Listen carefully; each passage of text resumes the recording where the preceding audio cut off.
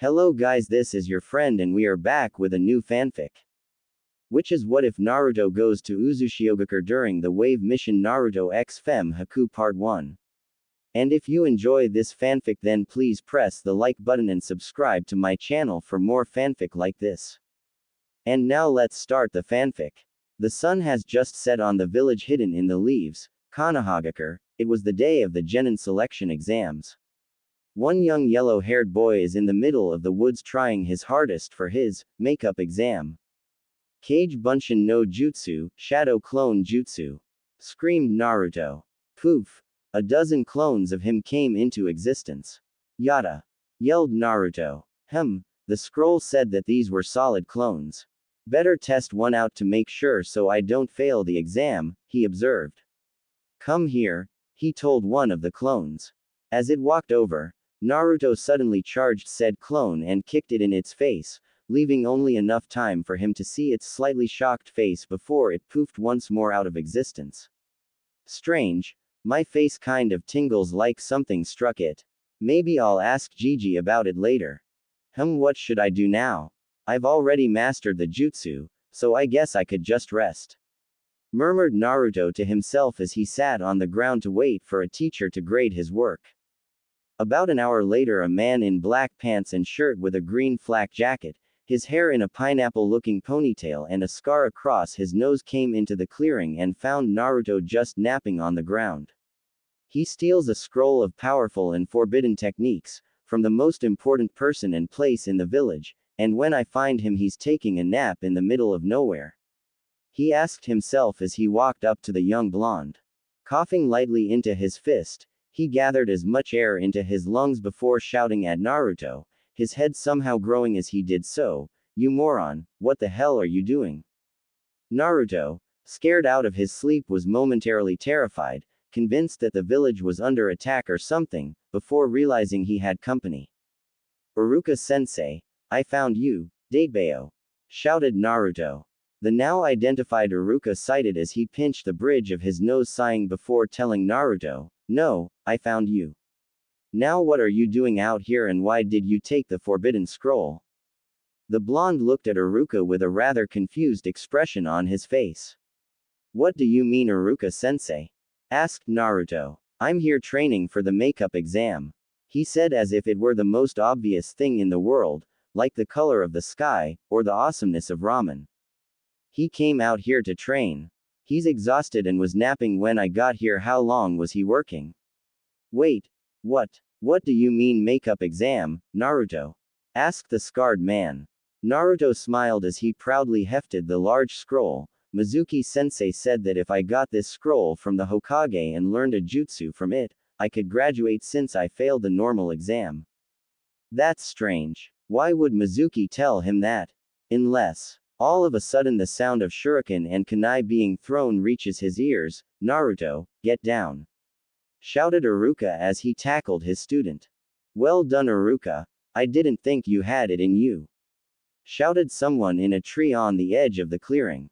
He was a silver-haired man in the same outfit as Iruka, but with a pair of gigantic throwing stars on his back.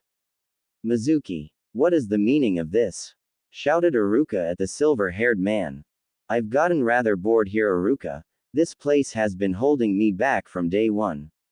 So I found a new master, one that will give me power. All I needed was a little gift and all that I ever wanted would be mine." "You're insane, Mizuki," shouted Iruka. "Come Naruto, let us leave this place and fulfill our every dream. Give me the scroll," screamed the demented silver-haired man.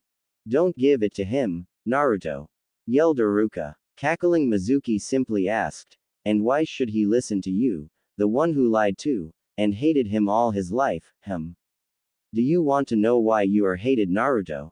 Why no one loves you or ever will?" "Stop, Mizuki," yelled a desperate Iruka. "It's because you are the nine-tailed fox that attacked the village 14 years ago. It was you who killed the fourth Hokage. It was you who killed Iruka's parents." "What?" thought Naruto, "is that true? Am I just a monster? Did I kill all those people? Did I kill the Yondaime and Iruka's parents? If that's true then I guess I deserve to be treated this way."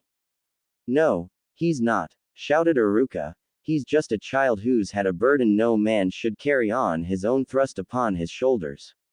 He is Naruto Uzumaki, shinobi of Konohagakure no Sato. Naruto then remembered all the people who made his lonely existence bearable, the Hokage, Iruka, and the family who ran his favorite ramen stand the Ichirakus, and he began to smile. Thanks Iruka-sensei, I know who I am Naruto Uzumaki, the next Hokage. Mizuki just stood there and smirked. How can you be a Hokage if you're dead? He asked as he grabbed several shuriken and kunai and threw them at Naruto. Shit, thought Iruka as he tackled Naruto, getting him out of the line of fire, thus making the kunai hit him instead and pinned him to a tree. With Iruka pinned to a tree by kunai, Mizuki wound up one of his giant shuriken about to throw it, with Naruto watching from where Iruka knocked him down to. Say goodbye to your demon brat, Iruka!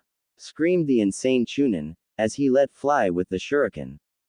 No, no, no. I can't let Iruka-sensei die like this. But I'm not strong enough to beat him. Do you want power, boy? What? He thought as he fell into the blackness. Inside Mindscape, Naruto woke up groggily, before shortly realizing he was in a strange sewer, lying in the water. Ew. Why am I in a sewer? Wait, Iruka-sensei. He started to panic slightly before realizing that before he could help his sensei, he had to find out where he was. Noticing the water was flowing like a river, he decided to go upstream to see where the source of the water was. Following the pipes, he soon came to a large chamber with an area sectioned off by gigantic metal bars closed with a paper with the kanji for seal on it. Feeling this was important, he walked up to the gate, only to jump back as a large pair of red eyes opened behind it, as well as a large toothy disturbing-looking grin appearing and a deep booming laughter being heard. So my warden finally graces me with his presence, said the same voice he heard in the forest. Where am I? Asked Naruto.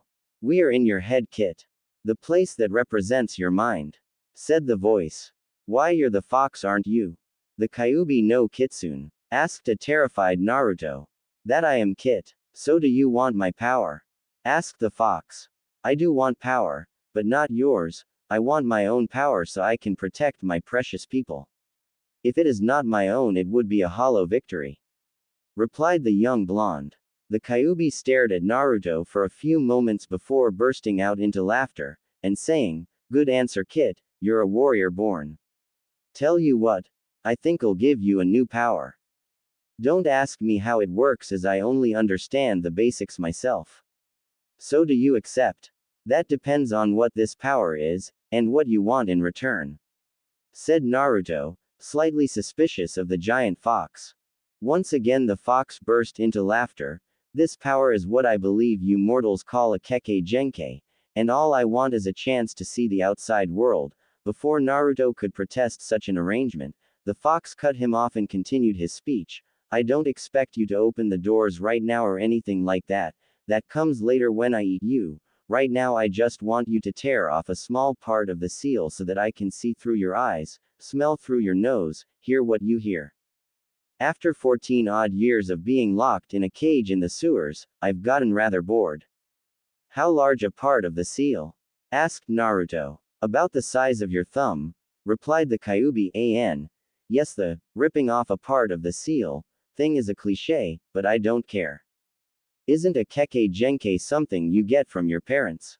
If you're asking what I think you're asking, then yes, if you have children then they could have this bloodline as well. What kind of Kekkei Genkai would I get? It is a power called black blood and it turns your blood black as well as allowing you complete control over it. Again, I don't know what exactly you can do with it, but I can think of a few things, such as forming weapons with it and making a type of armor, or simply surrounding someone with it and crushing them to death, as well as increasing the amount of blood in your body by about triple the amount. Kyuubi explained. What do you mean triple the amount? Questioned the confused blonde.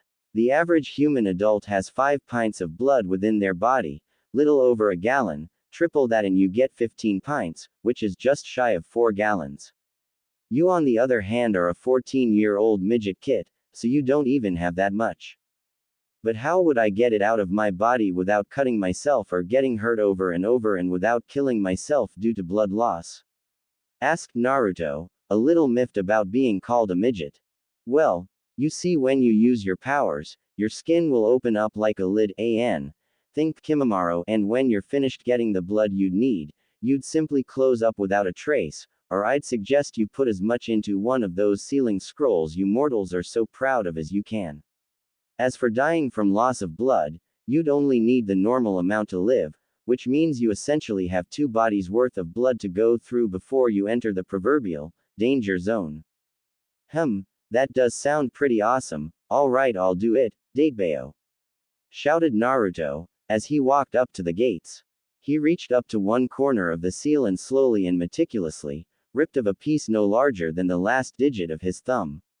All of a sudden, large amount of a red substance started to crawl towards and engulf Naruto. As it touched him, it started to burn, and he began screaming from the pain. HMPH. Did I forget to mention this was going to hurt? Oh, how careless of me, said the fox, without a hint of remorse in his words. Naruto soon collapsed on the floor of his sewer, panting for breath as he glared at the fox. Is there anything else I should know? Let's see. Well, since this isn't a Dujutsu Kekkei Genkai, there are elements that combine to make it. In this case, along with whatever your natural affinity is, you now have an affinity for earth and wind. What do you mean? Asked the clueless blonde. Very well, you idiot Kit, I'll explain. Mortals usually have what are called affinities to certain elements, which means that using a jutsu from that element is not as taxing as another. Take you for example, unless your natural affinity was already for fire, now that you have that black blood, a fire jutsu will always cost more than either an earth jutsu or a wind jutsu. Sugoi. So I have 3 affinities now? Asked a suddenly hyperactive Naruto. Silence. Screamed the fox, instantly getting Naruto to calm down. You might have 3 affinities, Kit. Earth or wind might have already been your natural affinity. Scolded the fox, leaving a sheepish Naruto. So my blood is now black. You said I had complete control of it. How does that work? How do I control it? Wondered Naruto. Yes, it is, and from my understanding you simply have to channel chakra to your black blood and then it will bend to your will. Now I believe you have a teacher to save Kit. Iruka-sensei. Holy crap, I forgot all about him. How do I get out? How do I get out? Screamed a now panicking Naruto as he ran around in circles waving his arms around like a maniac. If you allow me to speak, I will answer you. If you wish to leave, all you simply have to will it. But before you go, I don't suppose you could do something about this place, could you? It is rather depressing, said the fox. I'll do as much as I can when I have the time, promised Naruto, even as he felt once again that he was falling into darkness.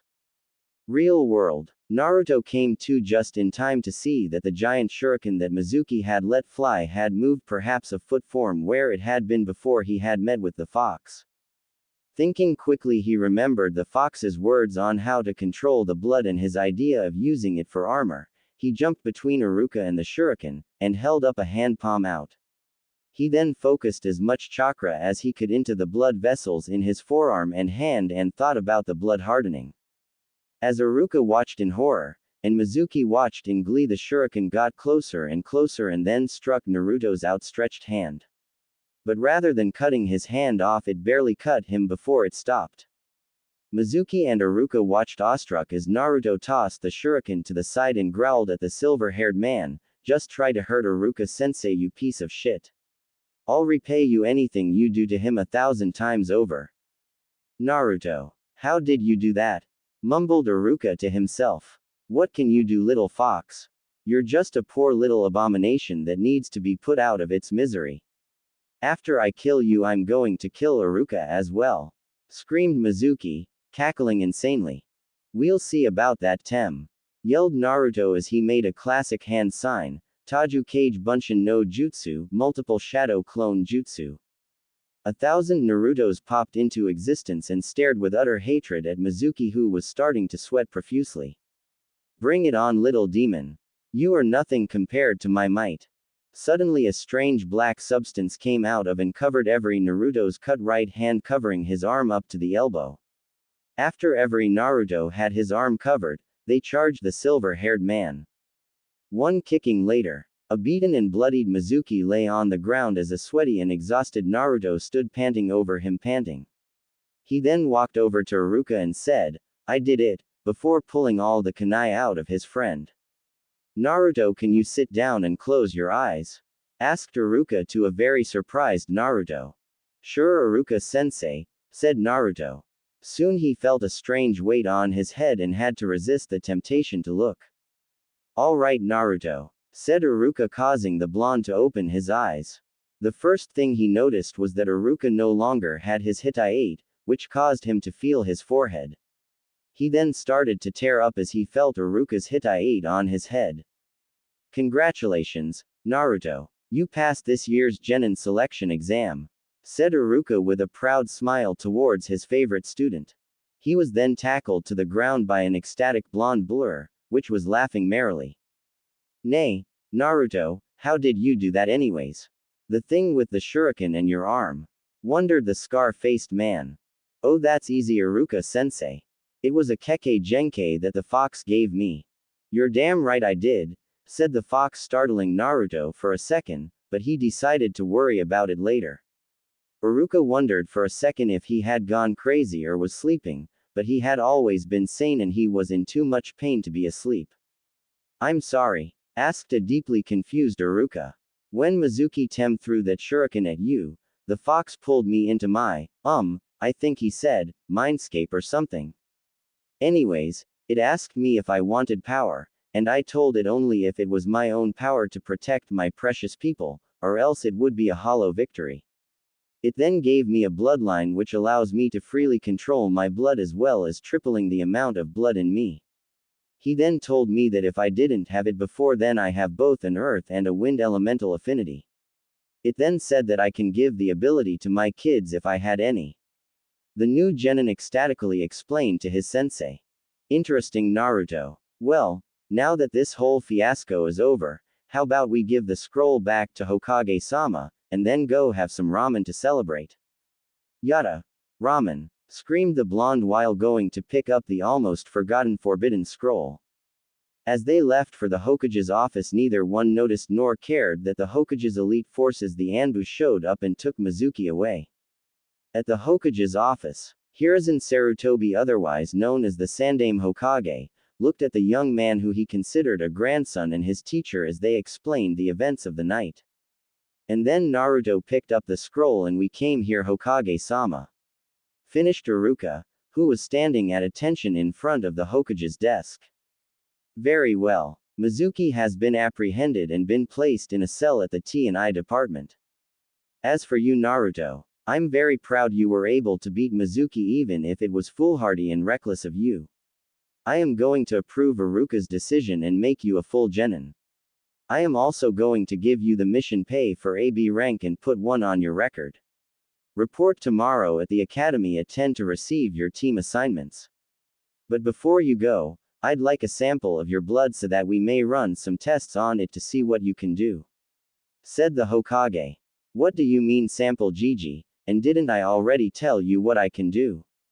asked a thoroughly confused whiskered genin. "Well, Naruto, some abilities have uses that can only become apparent after serious study and deliberation. I just want you to live up to your full potential," explained the aged man. "All right, Gigi, do you have something to keep the blood in?" The Hokage thought for a minute before he called, "Neko-san." After he called, a young woman with purple hair and a cat mask appeared kneeling before the Hokage, and asked, "What may I do for you, Hokage-sama? Do you have some kind of container that we may use for a sample of Naruto's blood?" asked the Hokage.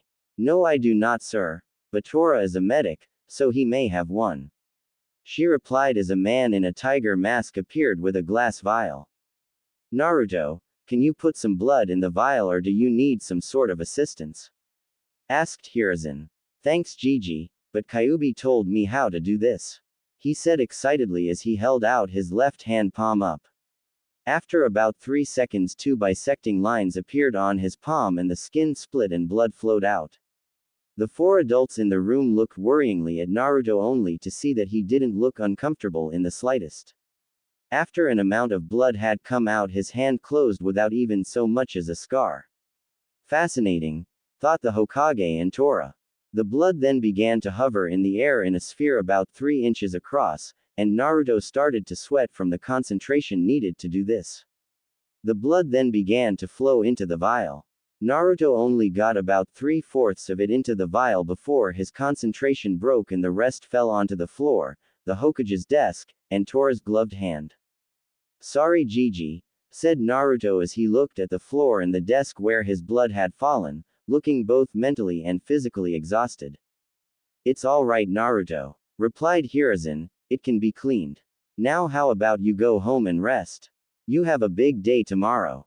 But Gigi, whined Naruto, Iruka-sensei promised me ramen. Smiling Iruka replied, tell you what Naruto, I'll take you for ramen tomorrow, right now you look dead on your feet. How about it? I'll hold you to that Iruka-sensei, promised Naruto as he bid everyone goodbye, but just as he was about to leave he remembered something and turned to the Hokage much to the surprise of everyone present. Hey Gigi, is there something I should know about Kage Bunshin? Because I was testing it out and I kicked one in the face, and after it disappeared it seemed like I knew what it felt like to be kicked in the face. Everyone just looked surprised at his observation as Hiruzen decided to tell Naruto of the perks of the Kage Bunshin jutsu. Well Naruto, the Kage Bunshin is a very special technique in that when a clone is dispelled, its memories are transferred back to the user and any other remaining clones. So anything that you the clones do you learn as well.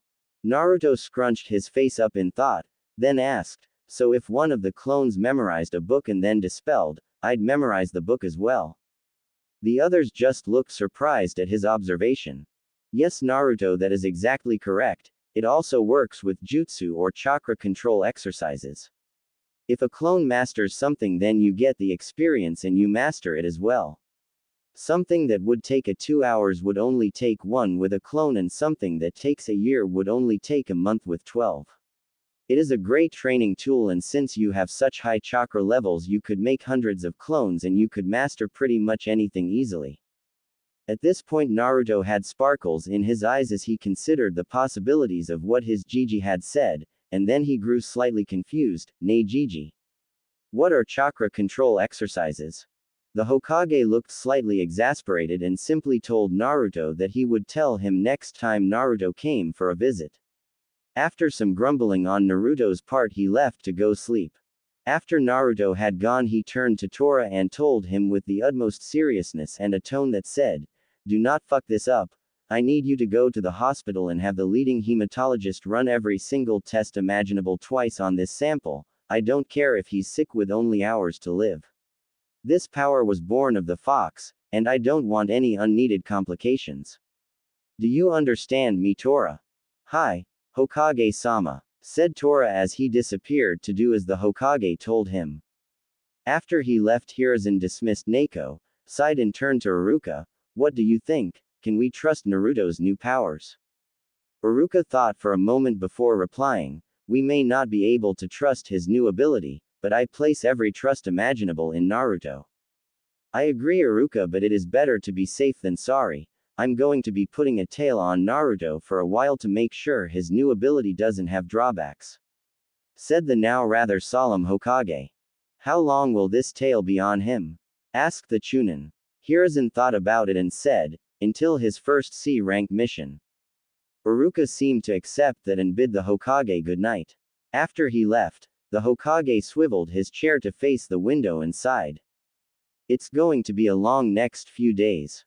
After Naruto had done all the things necessary to go to bed he crawled inside and just as he was about to drift into unconsciousness. Kit, we need to talk. I will be doing as much of the story as I can, however I've only ever watched the anime up to Naruto getting Tsunade's necklace and after that I've only ever read the manga and watched the Snow movie. If people want a filler arc then an adequate number of people have to request it in time for the arc, I'm not going back. Also, this will not be one of those fics where he's a goddamn pariah. No daily beatings, no drunk shunin stabbing him when he was 6, no having to steal from people because when he bought things he ripped off or get something moldy, the worst he gets is hateful stares and hurtful words. He's lonely and that's it. I will try to do, but that will only be after the time skip when he is 17. I've been thinking about it and I've decided to change the elemental affinities to earth and wind, because as far as I know there is no bloodline for that. And that isn't the dust bloodline because the dust bloodline is earth, wind, and fire, insert joke here. This will be the only major change I'm going to do in this story. I'm kinda surprised at the turnout too. I mean, it's been less than a day and I've already got 500 views, 19 favorites and 45 followers. Wow, I honestly thought it'd take a lot longer to do that much. Maybe I'm underestimating the number of people on the site. Brown Phantom.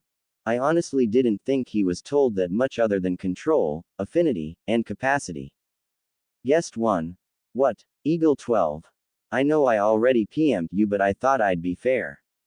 He will be reasonably smart, but he will have his idiot moments. The Kyuubi is going to threaten him to what he thinks his container should be like. He'll be serious, but not a psychopath. Hoi T. Yeah, I know.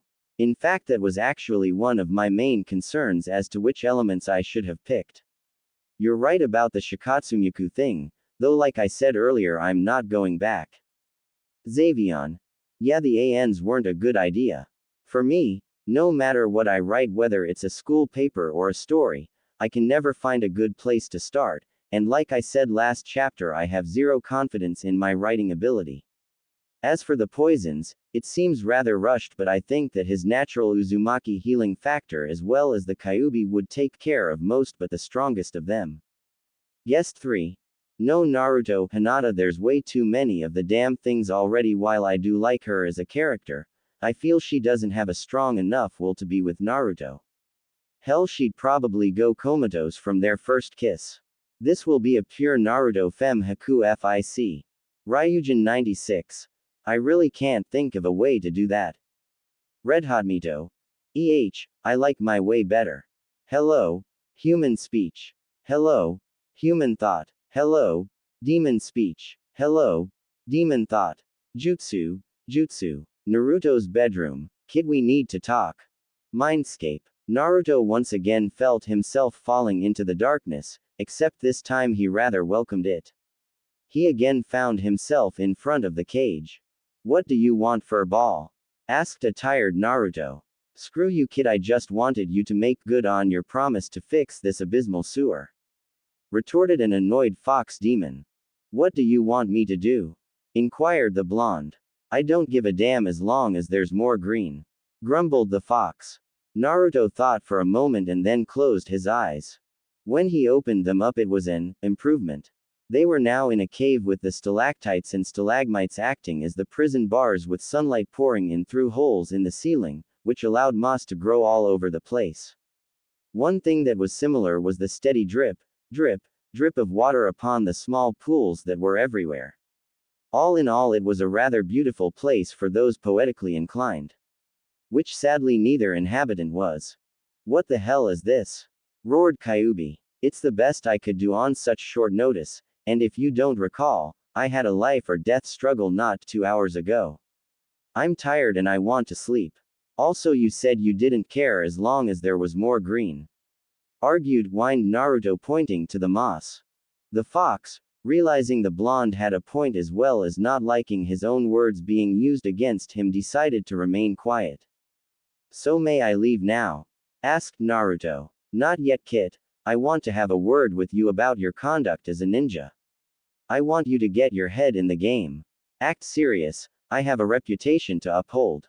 What do you mean, Kyuubi? I do take being a ninja seriously. No, you don't, Kit. You treat it as if it were some big game. Well, newsflash, it's not. It's a life filled with death and isolation. In your time you will have to kill, and you will most likely also be killed. And before you say otherwise, look at your Gigi. How many shinobi are his age? How many are half his age? Naruto sat there trying to think of a comeback. Listen to me and maintain my image, and I will do all I can to help you, but know this. If I catch you slipping up, I will devour your soul in an instant. Do I make myself clear? Naruto, after a moment's thought, nodded. Alright, Kyuubi, if you think you can help me, I will do as you say. But so help me, if you lead me down what I think is the wrong path, I will not hesitate to turn around. Said Naruto to the fox, with eyes shining with determination. After a brief stare down, both parties grinned. This was going to be an interesting relationship. The next day, as Naruto awoke from his slumber, he began to remember the events from last night. Man, that was one crazy dream, he said as he began stretching. I agree with you, Kit. I am too good to be true, said the kitsune, startling Naruto enough where he fell out of bed. What the hell? Yelled Naruto as the Kyuubi laughed at him from inside his head. Wow, Kit, you really are dumb as a brick, said the Kyuubi, ignoring the indignant. Oi, weren't you supposed to do something today? Oh, I get assigned to my genin team today, shouted the ecstatic blonde ninja.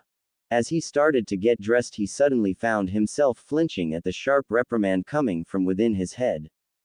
I swear to whichever god you believe in most that if after today you wear those disgusting orange eyesores, I will follow my brother and give you such horrible nightmares you won't sleep for a month.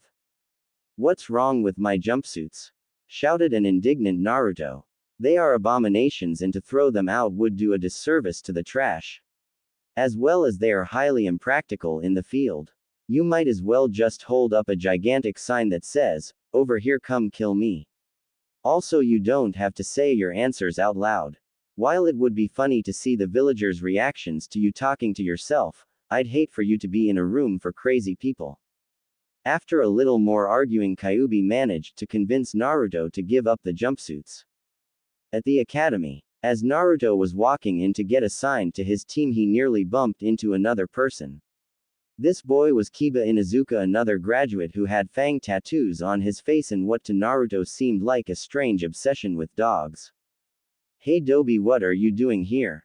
Only the people that graduated should be here, asked Kiba, shouting for no real reason.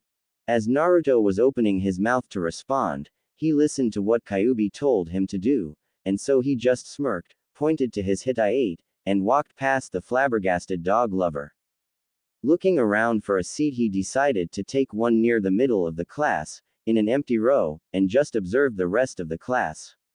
After a while, twin purple and red blurs shot into the classroom. One.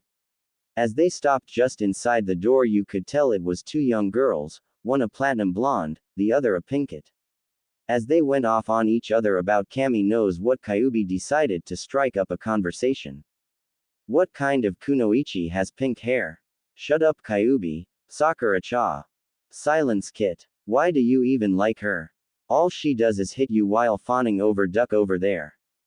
Come on, Kyuubi, she's not that bad. For once, Kit, you're right. She's worse.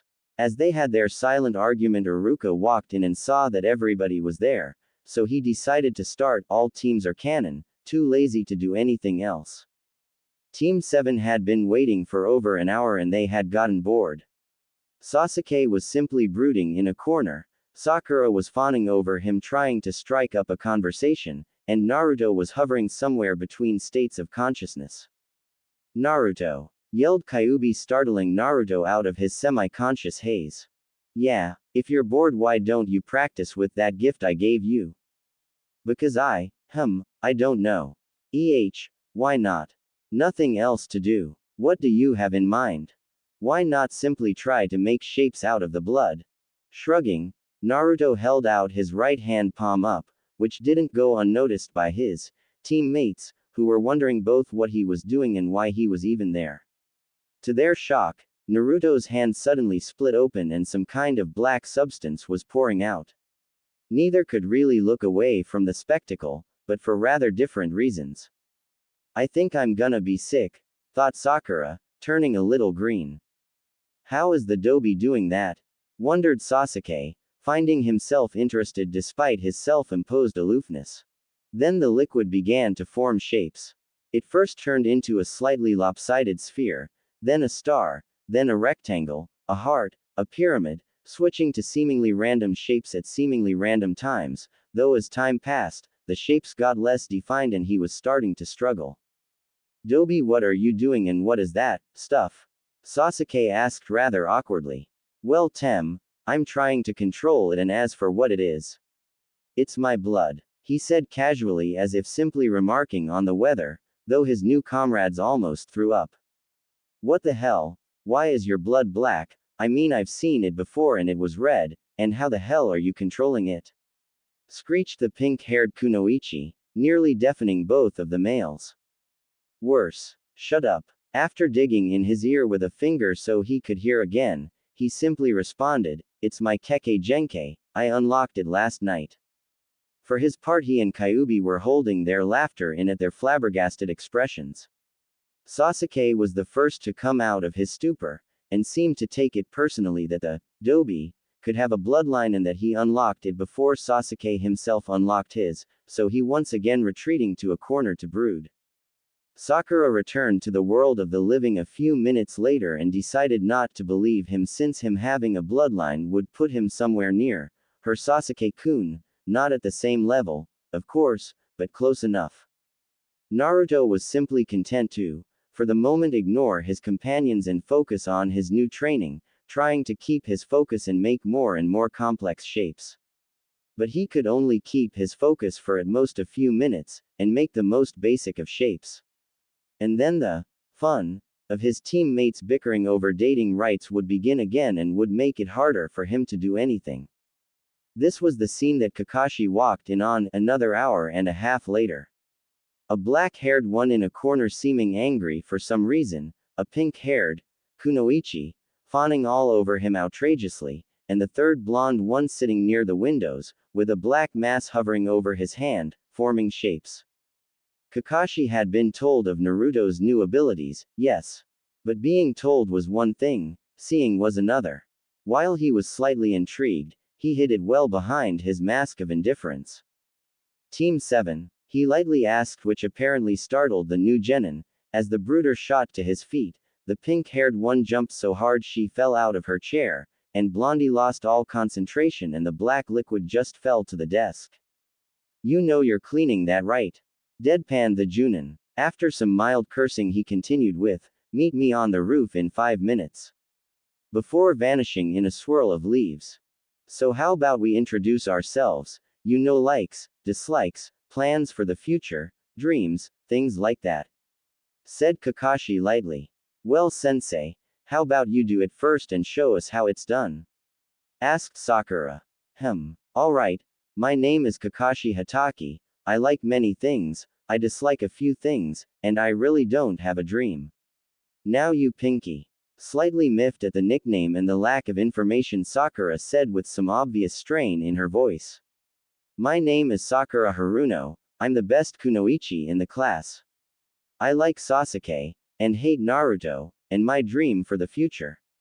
Well, she looked at Sasuke at this point and gave a squeal that sent a slight shiver down the spine of the three men. Pointing at Sasuke, he said, you're up, sunshine. Sasuke, HMPHED, and began, my name is Sasuke Uchiha, and I don't have very many likes, which means I have a large number of dislikes. I don't have a dream, but I do have an ambition. To kill a certain man and restore my clan. Kakashi sighed as Sakura blushed at both his ambition and how cool he was. Alright, Blondie, you're up, he said, pointing to Naruto. Naruto paused for a moment, and then, once again following the advice of Kyuubi, simply shrugged and said, Naruto Uzumaki. After a few moments of silence, Kakashi asked, well, what? Are you going to finish? I did. No, you didn't, all you gave was your name. But isn't that the same amount of information you gave Kakashi-sensei? Kakashi once again sighed, and decided to let it slide for a bit, as Sakura was berating Naruto for trying to be cooler than her Sasuke-kun. So I have a brooding avenger, an annoying fangirl, and a petty blonde. I'm screwed. Well, now that we're introduced, at this point Sakura just, HMPHED, let me tell you about your next test. What do you mean, Kakashi-sensei? I thought we already passed our genin test.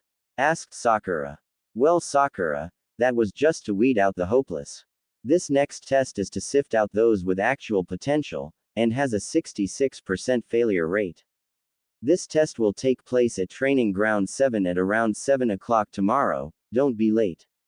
Oh, and you probably shouldn't eat breakfast or else you'll throw up. Yane, The silver-haired Junin then disappeared in a swirl of leaves with an evil chuckle, leaving the three of them with their own thoughts. I'll no doubt pass this test. These losers probably won't, and then I'll be apprenticed to a Junin and I'll get strong enough to kill him. I don't care if Naruto passes, I just want to be with my Sasuke-kun. I really hope I don't have to do all this crap again. Too many life or death struggles are bad for you. Speak for yourself. Somewhere in town, walking around, Naruto was simply wondering how to pass the time. What do you think, Kyuubi? Well, you could go shopping for clothes, or do that clone thing the decrepit old man was talking about. Hey, Gigi is not a decrepit old man, Dadbeo. Whatever, just do something, you're boring me. Naruto then walked into a shop called Higarashi's, considered by many to be the best place in town for ninja supplies. Hello, can I help you? Asked the girl behind the counter. Yeah, can you direct me to the ninja clothing section? Not if that's what you're going to wear. It's in the back just past that rack of swords. If you need anything, I'm Tenten. Naruto, after grumbling about how no one appreciated the color orange, thought for a moment and just couldn't help himself. What's your name if I don't need anything? After dodging several kunai, he made it to the clothes section and started picking stuff out. After about 10 minutes, he walked up to the counter and placed down several sets of the same outfit. Black shinobi pants, black shinobi sandals, with a dark green camo jacket, and an orange sash. He just couldn't completely give up the orange, along with a new set of kunai and shuriken.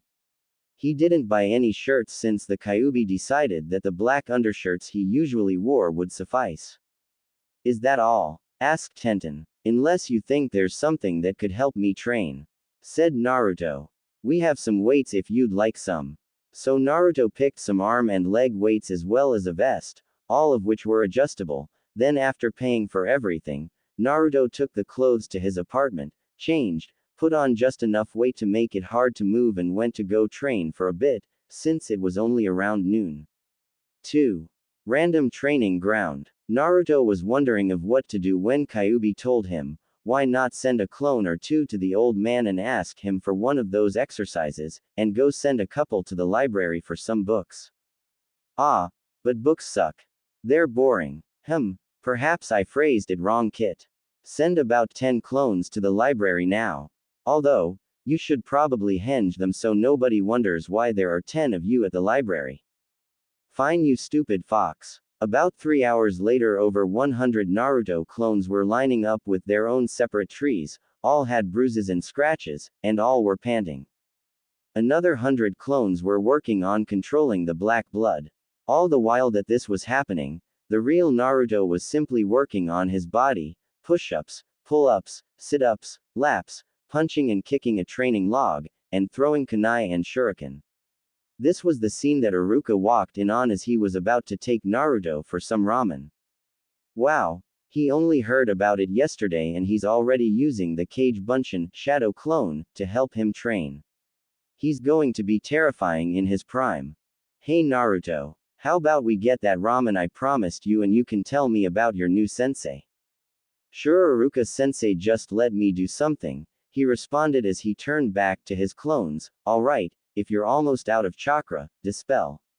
The rest of you henge and go to the library and just read whatever.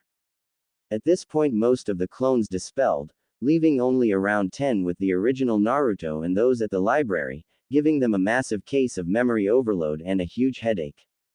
What the hell? Screamed the blonde. Well, that's what happens when you get several weeks worth of memories in a single second. Explained Iruka. So dispel slowly next time, right? Yeah. Naruto's apartment next day. Naruto was about to leave, when Kyuubi asked, Kit, why haven't you eaten anything? Well, Kakashi-sensei told us not to since we would puke. No, he suggested you not eat. There is a rather large difference. Besides, if he is going to work you as hard as he said, then you're going to throw up regardless of whether or not you have something in your stomach, and if he's as late as he was yesterday, then anything you eat now will have been mostly digested by then. I suppose you have a rather good point, Kyubi. Do you think I should send some clones to the library now? Sure, Kit. You should also leave a number here to practice wall walking and then ceiling walking. Training ground. Hello, Sakura-chan, Tem. Said Naruto casually. Dobi, what are you wearing? Asked Sasuke. Yeah, Naruto. Stop trying to impress me. It's not going to work. Sasuke is my one and only. Yelled Sakura. Why is the first thing you think when you see me doing something different, is that I'm trying to impress you? Are you really that full of yourself? How could I not have noticed? Because you're a moron. Because that's the usual reason, replied Sakura smugly. Naruto shrugged, not able to deny the truth behind the words, and simply said, I felt like a change. I'm a ninja now, so I should at least look the part. Whatever, Dobi, new clothes or not, you're still going to fail this test. Once a loser, always a loser.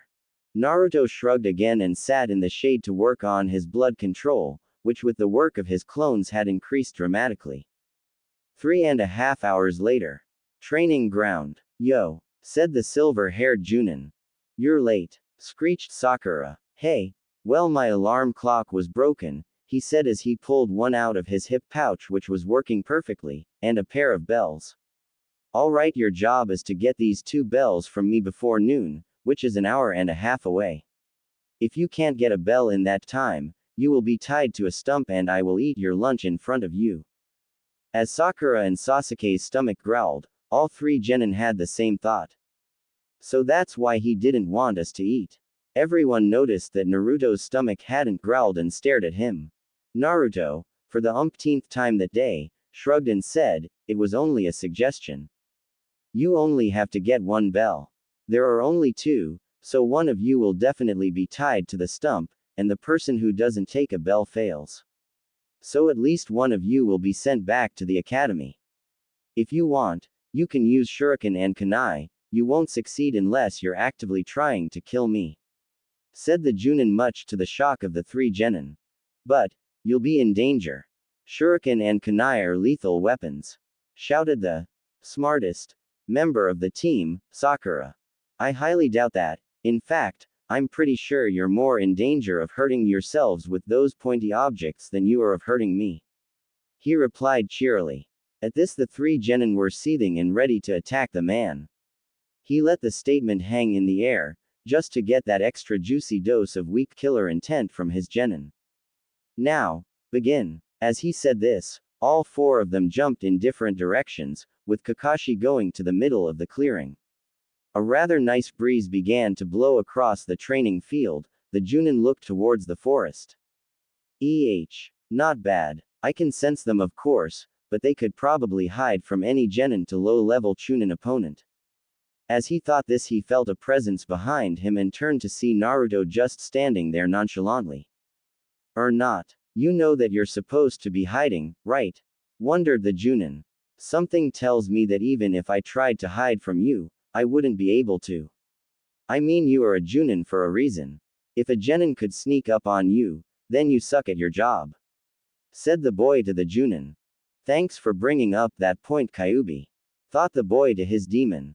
No problem, Kit, though I am going to have to stop spoon feeding you the answers. Said the Kyubi. Oh, you caught that? Asked Kakashi. There's also no way that a fresh from the academy genin could so much as touch you without a direct line to Lady Luck, so something else is going on. I don't know what that something else is, but there you go. Impressive. He figured about half of it out. I'll have to silence him before he can tell the others. Thought Kakashi. As a Junin sensei, I am supposed to teach the 3 basic shinobi arts. Lesson 1, Taijutsu. He told Naruto as he placed one of his hands into his hip pouch. Isn't taijutsu hand-to-hand combat? So why would you be reaching for a weapon? Asked Naruto. A weapon? Aren't you cocky? You are nowhere near the level required for me to use a weapon on you. Replied Kakashi as he pulled out an orange book with the title, Ika Ika Paradise. Sensei. Why do you have a book? Asked the confused as all hell genin. Why? So that I can figure out what happens in the end, responded the silver-haired Cyclops. With this blatant disrespect, Naruto proceeded to pull out 2 kunai and shuriken and throw them at the man. He then pulled out another kunai and charged as Kakashi caught one of his kunai, blocked the rest of the projectiles with it, and then dropped it. When he reached the Junin, Naruto quickly tried a horizontal slice to cut the man's head off, which was even more quickly ducked under. Naruto then twisted his body in order to heel kick the man, which Kakashi dodged by moving to his left. Naruto then took another swipe with the kunai only for the man to jump backwards.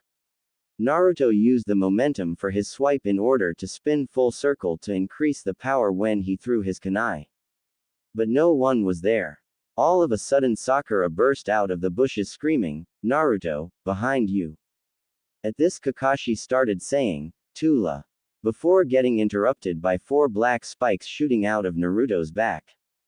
Shit. He has way more control over it today than he did yesterday. Kakashi screamed in his mind. What were you saying, Kakashi-sensei?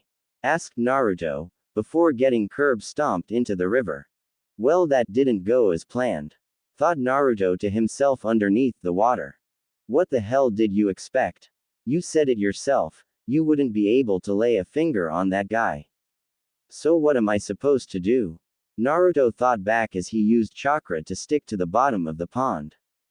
Think about what he said, there are 2 bells but 3 of you, which would be a 66% pass rate, but yesterday he said it was 9 out of 27, which is 33%.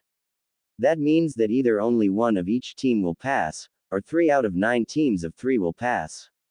Now, what does that mean? How the hell should I know? The only thing I can think of is that we are supposed to work together. But, having only 2 bells would make it so that we would fight. Exactly, Kit. What better way to defeat your enemies than to pit them against each other? You may have a point there. Responded the blonde as he ceased using chakra and started to swim to the surface. Did he drown Naruto? Was the combined thought of the 3 people above the water as Naruto hadn't surfaced in over a minute. All of a sudden a number of shuriken began to shoot out at Kakashi, which he simply caught. So you were simply trying to get me to lower my guard, thinking that you had drowned? Asked the man. Not really, I was just thinking, and I think I may have figured out the true nature of this test. Oh, and what's that? I really don't see the need to tell you. Responded the whiskered genin as he charged the man with what appeared to be a staff made of his blood. As the 2 were having their conversation, a Naruto came up on Sasuke and Sakura at the same time and said the same thing. We need to work together. Whatever Dobi, I don't need dead weight, and you'll just hold me back. Said Sasuke, as he went off to find a good place to fight Kakashi, leaving the clone to dispel itself. No way in hell, Naruto. The only one I'll work with is Sasuke-kun, screeched Sakura as she went off into the forest to get away from another Naruto clone, who also dispelled itself. Well, what do you know, he really did figure it out. Thought Kakashi as he dispelled the clone that had been distracting him. What to do? What to do? What do you think, Kyuubi? Asked Naruto from his position in a clearing. Maybe you should wait until they get their asses kicked, and then ask again. Responded the fox. After having a rather pleasant discussion about which type of meat is the best, Naruto said pork while Kyuubi said rabbit. They hear a scream. Looks like Sakura is out of the running. Thought Naruto to the Kyuubi. Probably. Let's go wake her useless up. Kyuubi commanded Naruto. Searching through the forest, Naruto felt a large flare of chakra. Satem is fighting too, huh? I'll find Sakura first and then go scrape him off the forest floor. Soon enough they come upon an unconscious Sakura, and began shaking her to get her awake. Sakura-chan, Sakura-chan, you need to get up, we need to work together. Soon enough, Sakura began to stir. As she was waking up, she started to mumble and then, without warning, pounced on Naruto, screaming, "Sasuke-kun." After realizing what was going on, she immediately let go and slapped Naruto. "Naruto, what are you doing, you pervert? Stop trying to feel me up while I'm unconscious," she scolded. "What did I do? I was shaking your shoulder trying to wake you up when you jumped on me." And indignant blonde shouted back. "Whatever, Sasuke-kun. Now look what you did. You distracted me so I would lose track of Sasuke-kun and he would die, so that you wouldn't have competition, didn't you?" she screeched, accused of him. "I've heard blondes are stupid, but I guess they only hold second place when the pinkets are involved. I was trying to wake you up, Dadbayo," insisted the blonde as Sakura ran off into the woods. Well, that was a dud deal. He mused to himself, waiting for something to happen. Ah, Sasuke-kun is just ahead. Sigh. Let's go check it out, Kyuubi. I say let them stew in their own filth. Naruto then proceeded to walk over to where he heard the voice from while arguing with the fox. When they reached the clearing, Naruto and Kyuubi stared, and stared, and stared, and then burst out in hysterical laughter at the scene in front of them three. It's a good thing Pinky is wearing pants or would be getting one hell of a view. After Naruto had calmed down, he made a few clones to help him dig Sasuke out while they talked. "Now do you believe me when I say we need to work together?" asked Naruto. "Whatever, Dobi, I don't need you," responded Sasuke, free down to his sternum. "Listen, Tem, we need to work together. How many two-man teams have you ever heard of? The Sannin, the Inoshika Cho trio, even the fourth had a team. Why would they stick us in a team of three just to tear us apart?" shouted the blonde as he dug up Sasuke's waist. I suppose, Dobi," responded Sasuke as got out of the hole after his teammate finished digging him up. "Now let's wake up Sakura." After about 10 minutes, the two of them succeeded in getting Sakura out of La La Land, and after another 5, they got her to stop crying and off Sasuke. It was at that point that Naruto explained his reasoning to Sakura. She at first didn't say anything, looked at Sasuke, nodded to herself, and attacked the blonde. "What the hell are you doing?" screamed the blonde as he jumped into a tree. "There's no way that Baka, Naruto, would ever think up something like that, so that means you have to be Kakashi-sensei. If you're going to henge into someone, you should at least act like them," she shouted as she started throwing kunai and shuriken at him. "They've got a point, you know," observed Kyuubi. "Shish, shut the hell up. Sakura-chan, relax. It's me," shouted Naruto as he dodged and swerved Sakura's attacks, only to be hit by a lucky shot. It was as Naruto was on the ground nursing a gash in his arm, when the bell went off. 5 minutes later, it was an awkward silence that the three genin potentials shared as Kakashi walked up to them, with Sakura tied to a post, Sasuke sitting there, and Naruto with his arm wrapped in bandages. "What the hell was that?" Kakashi near about screamed at the three of them. This was a total disaster. "Sasuke, you decided that the others were worthless and would only bring you down, and then when Naruto was under attack, you did nothing to help him. Sakura, you did absolutely nothing but try to suck up to Sasuke, and Naruto, you tried to do everything by yourself. Naruto did figure out the test, but I need to see actual teamwork, not just talk. Let me ask you something, do you think this is a game? You make me ashamed to be called shinobi. If I had my way, you would be dropped from the program, but I'll give you one more shot, and that's it. Eat your lunches, but Sakura doesn't get any." And with that the man left the three of them with an awkward silence. "So what now?" asked Sakura. "Here, Sakura-chan, I ate breakfast so I shouldn't be too affected by not eating, and we all need our strength," responded the blonde as he held out his bento. "Here," Sasuke said suddenly as he too offered some of his bento box to Sakura, saying, "We can all share, that way we all get to eat some food. And besides, what better way to show teamwork than to feed a starving comrade?" As the two males were taking turns feeding the girl, a huge cloud of smoke poofed into existence and out of it Kakashi appeared. You. He screamed, effectively making the three genin crap themselves. You pass. 3. Kakashi finished with a smile, getting a WTF face from all of them. Huh, was the combined intelligent response. You pass. You are the first to disobey me and feed their comrade, and a true ninja must see underneath the underneath, said the silver-haired man as he walked to the stone in front of the posts.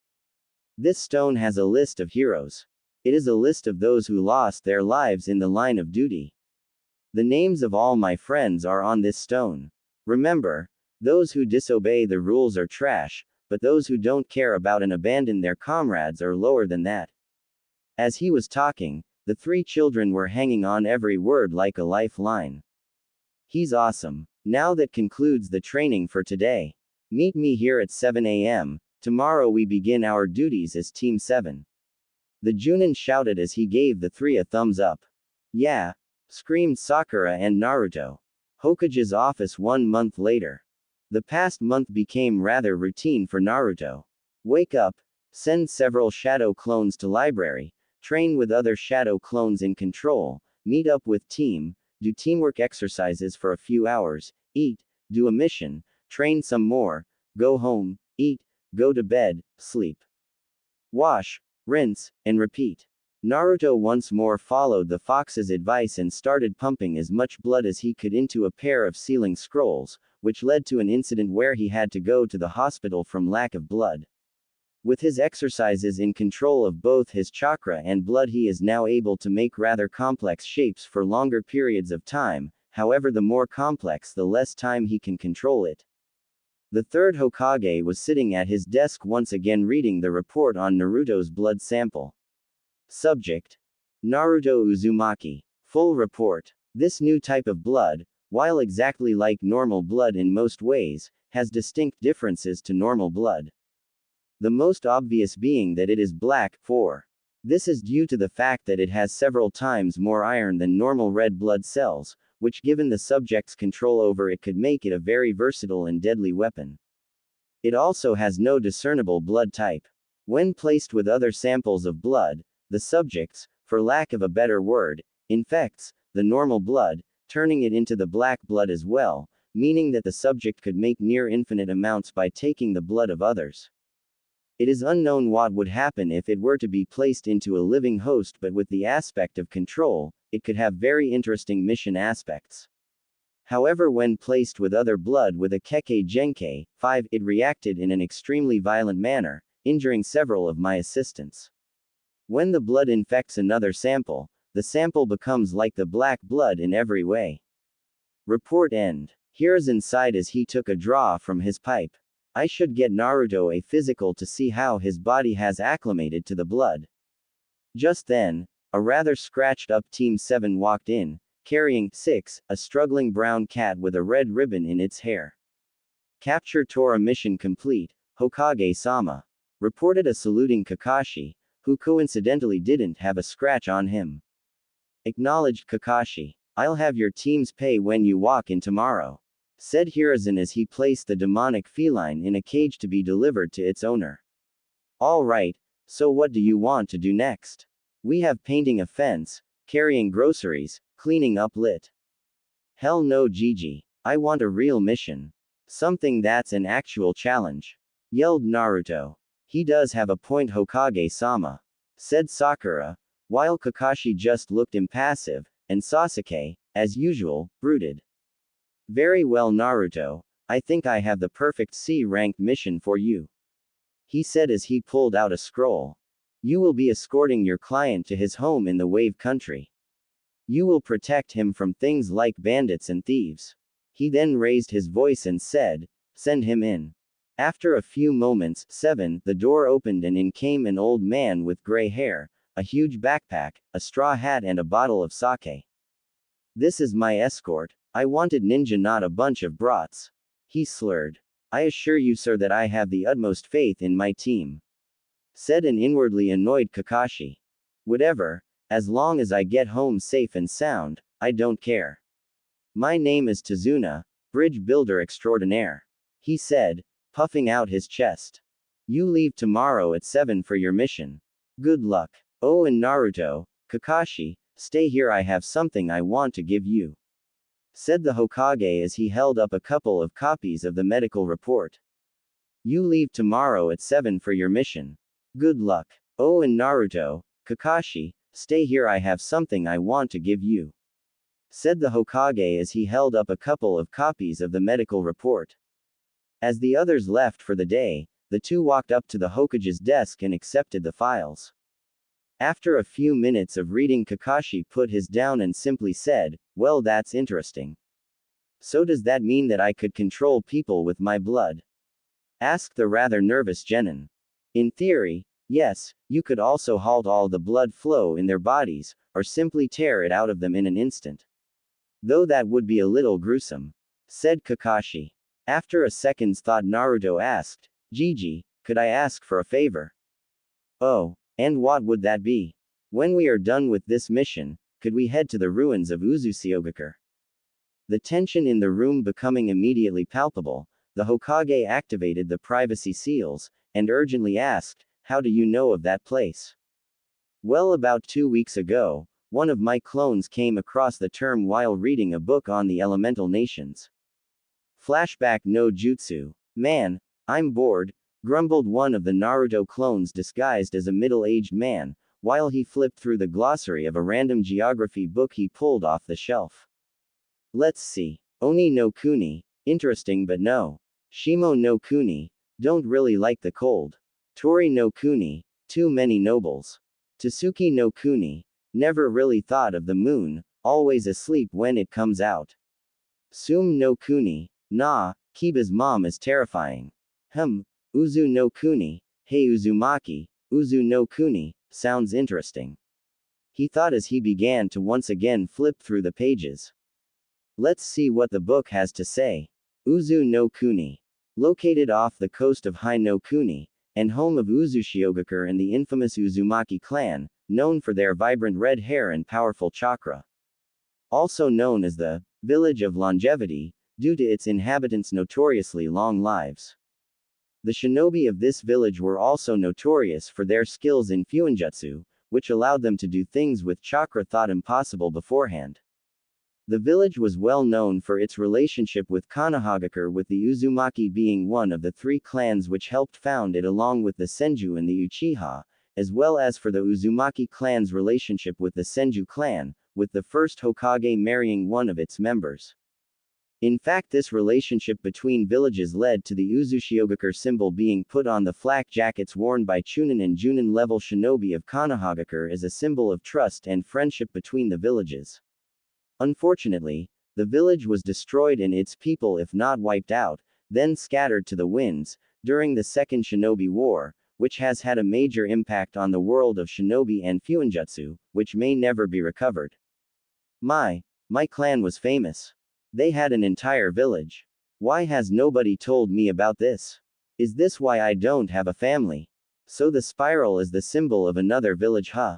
Fuinjutsu, maybe I should give it a shot. I wonder if I could ever visit the place where my ancestors lived. The place which could have been my home. Thought the clone as he dispelled. Flashback no Jutsu Kai. After that, I decided to learn some more about fuinjutsu and Uzushiogakure. I've actually been able to make some stuff, but this is it, explained Naruto as he pulled out 7 small sealing scrolls, 2 of which had his kokutsu sealed inside, and a mass of exploding notes. Naruto, how long have you been able to make those things? Inquired the Hokage. Well, the notes are really easy to make, oddly enough, but I've only been able to make the sealing scrolls for a couple of days, said the blonde. If that's so, then how did you seal your kokutsu inside those 2 scrolls? Asked Kakashi as he pointed to the 2 in question. I bought them, explained Naruto, but they were really expensive. Gama-chan 1 was almost completely dead, and I didn't really seal all that much into them, only about 7 liters each. Well, I don't see why I shouldn't let you go, but I also don't see why I should either. Tell you what, if you promise to bring back everything you find for myself and a seal master to look at, as well as giving your teammates each one of your scrolls and some of the notes, then you can go. I'll also make whatever you bring back in Uzumaki clan secret so you don't have to give it to the council. I also have some scrolls on Fuinjutsu if you'd like to have them, said Hiruzen. I promise, and thanks Gigi, said Naruto as he headed for the door. When he was gone, the Hokage called out, Neko. And the cat-masked woman appeared. Yes, Hokage-sama, what have you observed about Naruto's new ability? He seems to have a high degree of control over it, as I have seen him make some very inspired shapes. I have also watched him make several different weapons such as a claw, a katana, a tanto, a scythe, and an odachi. He also made a shield, and is apparently able to make his blood harden both over and under his skin to make a form of armor, with which he was able to break one of his clone's hands. He can control the blood up to 30 yards, though he can't make very complex shapes at that distance. Interesting, it would appear that he has been taking his training rather seriously. I wonder how he has been doing on his tree walking. Mused the Hokage. Naruto knows how to tree walk? Asked an incredulous Kakashi. Yes, I told him how the day after he graduated. Wait, how are you unaware of his abilities? What have you been teaching them? Asked the now infuriated Hokage. Teamwork. Kakashi timidly responded, asked. Kakashi, I'm not disparaging you as a teacher, but you need to actually teach them something. Shouted the Anbu. They are my students, and I will decide what to teach them. What good are fancy jutsu if you don't have the teamwork to back up your squad mates? Shouted a pissed off Kakashi, angry that his competence had been called into question. So says the man who copied over 1,000. What good is teamwork if you don't have the necessary skill to back it up? Honestly, he does no jutsu, and if what you're saying is true, then he learned them on his own. Scrolls are teaching him more than you are. Shouted the equally furious Neko.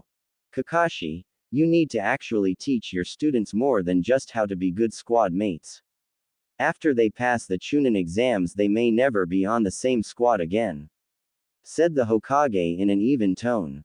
Kakashi simply huffed and left. So what jutsu did you see Naruto performing? Asked Hiruzen.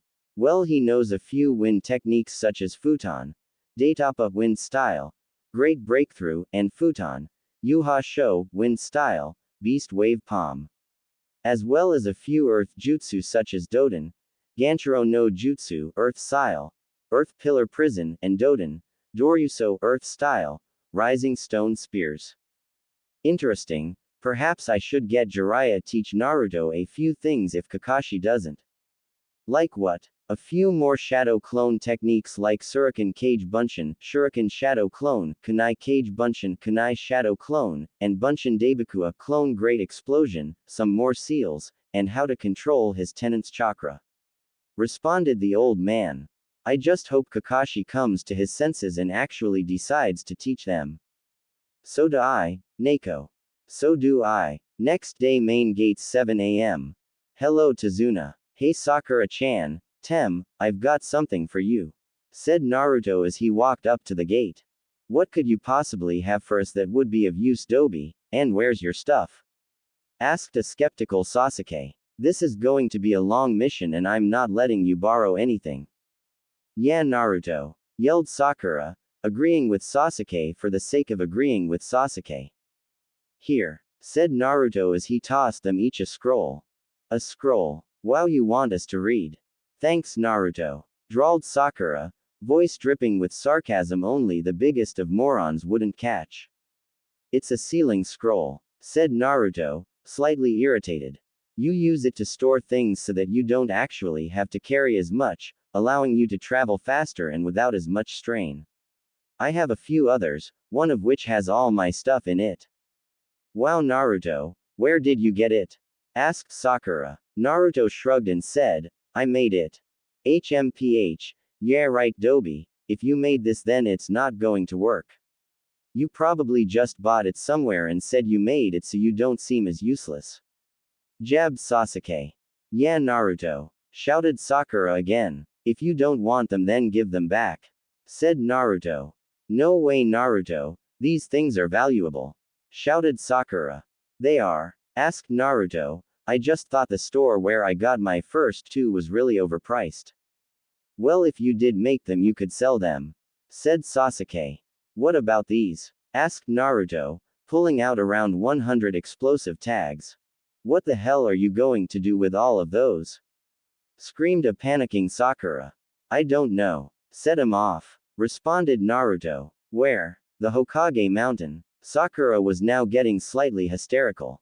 Do you guys want some? Asked Naruto, not really caring for the slight mental breakdown his teammate was going through. Sure, said Sakura, calming down in less than a second. Sasuke just shrugged and held out his hand. After giving them each 30 tags, Naruto sat down near the gates to read one of the scrolls on Fuinjutsu the Hokage gave him. Main Gate 730. Hello everyone, said Kakashi nonchalantly as he walked up to the gates. You're late, screamed Sakura. Sorry, I was packing and I didn't notice the time, said Kakashi apologetically. Then you should have packed yesterday, said Naruto as Sasuke nodded. Is everybody ready to get going? Asked the Junin, completely ignoring the blonde. No, Kakashi-sensei, I was waiting for you to show up so I could ask you to wait for a few minutes while I fed my fish. Deadpanned Naruto. Anyways, do you want one? Asked Naruto holding out a sealing scroll. I don't see why not, said the silver-haired man after a moment's consideration. As he sealed his pack into the scroll, he turned to his team and client and said, all right, if we leave now, we should only have to camp once and we'll be there by noon tomorrow. Sasuke, Sakura, we have an addendum to our mission. What is it, Kakashi-sensei? Asked a nervous Sakura as Tazuna sweated in the background. Something which did not go unnoticed by the three male shinobi. When we are finished with the mission, we are going on a side trip to a place called Uzushiogakure. Which made Tazuna confusingly sigh with visible relief. We're going to an allied village? Asked the confused Pinkett. No, we're going to its ruins. The village was destroyed in the early years of the Second Great Shinobi War. So why are we going there? Asked Sasuke, finding the whole conversation pointless. Because I asked a favor of Gigi, explained Naruto. What do you mean, Naruto? Asked Sakura. I asked if we could go there after our mission was over with, since it wouldn't be too far out of our way. Why would you want to go there? Because I want to see my home, said Naruto cryptically. What do you mean, your home, Dobi? Konoha is your home. I'll give you 3 guesses as to who said that. It's the village where my clan came from, said Naruto. What clan? You don't have a clan, you're an orphan, said Sakura. Naruto sighed, as he pulled out the book he found 2 weeks ago, turned to the pages on Uzu, and held it out to Sakura. As she read, with Sasuke reading over her shoulder, their faces went through several changes, not the same ones at the same time, of course: confusion, shock, disbelief, disdain, anger, fear, and fascination being some of them. What? Naruto's clan helped found Konoha. Why weren't we taught this in class? If this is any indication, then I seriously need to stop harassing him before he goes postal on me. HMPH, whatever. Couldn't have been that strong if they were wiped out. Well, now that that's settled, let's get on with the mission. Random location on the road. About 5 hours later, Team 7 was on the road to Wave's border. Naruto took the lead with Sasuke, Sakura and Tazuna in the middle. Kakashi took the rear, making sure no one snuck up on them. Nay, sensei, does Wave have shinobi or a cage like Konoha? Too? Asked a curious Haruno. No, Sakura. Wave is more of giant port than an actual village. They don't have a shinobi academy, therefore no shinobi. Unfortunately, it also means that Nuke Nin tend to hide out there, said Kakashi without a care in the world while reading his book. Sakura paled when she thought of fighting renegade ninja. Sasuke just smirked in anticipation. Only the 5 great nations are allowed to call their leader a cage or shadow. Ho no Kuni, the land of fire, has Konohagakure, the village hidden in the leaves, and the Hokage, or fire shadow. Kase no Kuni, the land of wind, has Sunagakure, the village hidden in the sand, and the Kase cage, or wind shadow. Kaminari no Kuni, the land of lightning, has Kumogakure, the village hidden in the clouds, and the Raikage, or lightning shadow. Tsuchi no Kuni, the land of earth, has Iwagakure, the village hidden in the stones, and the Tsuchikage, or the earth shadow.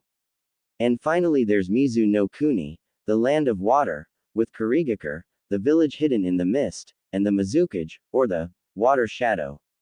Said Naruto, who was also reading a book like his teacher, but it wasn't a smut one. Soon the group came across a puddle. That's weird. Why is there a puddle there? We haven't had rain in days, it's a hot dry day, and we're nowhere near a water source. Plus the ground is dry and dusty, so it should be absorbed into the ground by now. Realizing that something must be up, he looked back at Kakashi and made the slightest of motions with his head, gesturing towards the puddle. Kakashi, astounded that Naruto noticed, simply nodded his head almost imperceptibly. Let's see what you can do, Blondie. Suddenly two people with the scratched headbands that signified they were missing nins of Kurigakure came out of said puddle and wrapped Kakashi in an odd chain. One down, said the one with his right hand in a strange gauntlet. As they tore Kakashi to shreds. Immediately after they killed the Junin, righty went after Naruto as lefty went after Tazuna and Sakura. With Naruto, just as righty was about to impale Naruto, he held up both his arms, elbows and wrists touching, forearms facing out with his palms pointing at himself, and said, Kokutsu Tate Black Blood Shield. And with that, a channels the length of his forearms opened on each of his arms, spewing out black blood to make a circle that was around 3 feet wide and 1 inch thick. As righty's gauntlet bounced off the shield with a loud clang, Naruto put both palms on the black mass and said, Kokutsu Kusari Black Blood Chain, making a large number of tendrils come off of it and wrapping around the missing nin. With Sakura and Tazuna, with lefty barreling down on her, she did the only thing she could think of doing and placed herself in between Tazuna and the left-handed missing nin. After she did this, Sasuke appeared out of nowhere and kicked the man in the head. As he was sent flying, the Uchiha Genin went through a series of hand seals and finished with Tiger and screamed the name of his jutsu, Kaden, Gokaku no Jutsu, Fire Style, Grand Fireball Jutsu. After the fire died down, Sasuke turned back to his companions and wondered why Sakura looked so horrified. Turning back, he saw Lefty with his claw 6 inches away from his chest. Unable to react, he could only stand there as his life flashed before his eyes. No, I can't die here. I still need to revive my clan. I need to kill him. All of a sudden the attack looked to be in slow motion. As he was wondering this strange new occurrence, Kakashi came back from the apparent dead and caught Lefty in a headlock, knocking the man out. Good work, team, said the cycloptic Junin. Sakura, I'm proud of you protecting the client. Naruto, I'm good work capturing Gozu. And Sasuke, it looks like you unlocked your Sharingan, said Kakashi, praising all of his students. The Dobi was able to capture one and I almost die. That's pathetic. I need to get stronger. With my new Sharingan, I can get strong enough to kill him, so I guess it's not so bad a trade-off. Thought Sasuke as he glared at the missing nin writhing on the ground caught in Naruto's Kokutsu Kusari, Black Blood Chain. Kakashi-sensei, you're alive? Asked Sakura. Of course, Sakura. Something like that would never kill me, said Kakashi, playfully pointing at a pile of wood that signified a substitution 3. But why pretend you weren't when those two attacked? I wanted to see who their target was, explained Kakashi. Ninjas attacking ninjas is one thing, ninjas attacking civilians is another. He said, turning to Tazuna. We need to talk. As Kakashi and Tazuna were having their conversation, Naruto was simply examining the prisoners. Those are some pretty interesting gauntlets, said the Kyuubi. Perhaps. What about 'em? Why not take them? Why would I do that?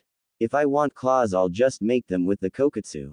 Oh, and if you're separated from it? If you're so low on chakra you can hardly stand. Face it, Kit, you need a weapon. Isn't that what kunai and shuriken are for? They're not really weapons, more like basic tools. Very well, I'll take them, said Naruto to the fox as he slipped the gauntlets off the missing nins and placed them into a sealing scroll, with the only one noticing being Kakashi. He then turned back to the others as they finished up the conversation. "So what do you guys think?" asked Kakashi. "We should continue the mission, sensei," said Naruto. "I agree with the Dobi, it would look good on our records to have an A- rank as a genin," said Sasuke. "And I wouldn't feel right just leaving Tazuna to die," said Sakura. "Well, it looks like it's your lucky day, Tazuna," said a cheery Kakashi. "Thank you. You have no idea what this means to me," said a relieved bridge builder.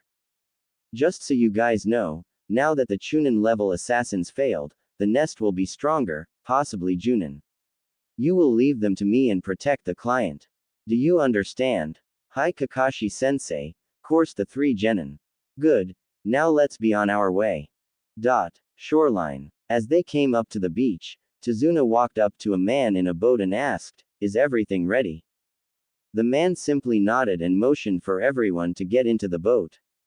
As they approached the other shore and saw the bridge, Naruto couldn't help but voice everyone's thoughts, albeit rather loudly. "Damn, that's a big bridge, Datbeo." As Kakashi admonished the genin, the boat pulled up to the shores of Wave Country, signaling that their boat ride was over. "This is where I leave you, Tazuna-san. Good luck," wished the boat driver as he sailed away. Forest clearing. Naruto had just mentally scarred a rabbit, when all of a sudden a huge Zanbato-type blade cleaved through the air and embedded itself into a tree as Kakashi yelled for everyone to get down. Suddenly a man appeared on the handle of the blade, balancing perfectly as he stared as the 5 people on the ground.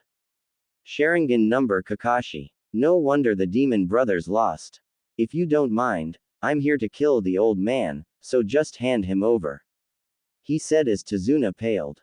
"Zabuza Momochi, demon of the Bloody Mist.